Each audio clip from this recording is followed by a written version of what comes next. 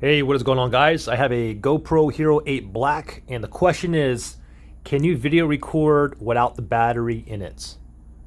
Well, here's the battery right here, and obviously you can see it's completely out.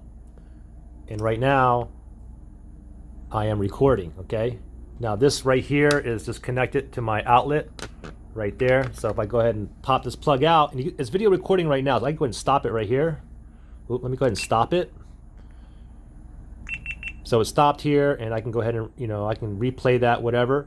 But you can see everything is working fine. But as soon as I pull this plug out, and you can see there's no battery in here, as soon as I pull the power cord out, it's not going to work. Now, the other question is, will it work with a power bank with no battery? Well, let's take a look. You ready? So here's a just a standard Samsung power bank here. 10,000 milliamp. This is the fast charge one, but I'll put a link below where you can get this one too. And you can see the USB-C and two USB-A ports right here. So let me go ahead and pop this in here. And let me make sure that this is on. And let's see if we can power this on. What do you know? You can, and of course we can even go ahead and record a video.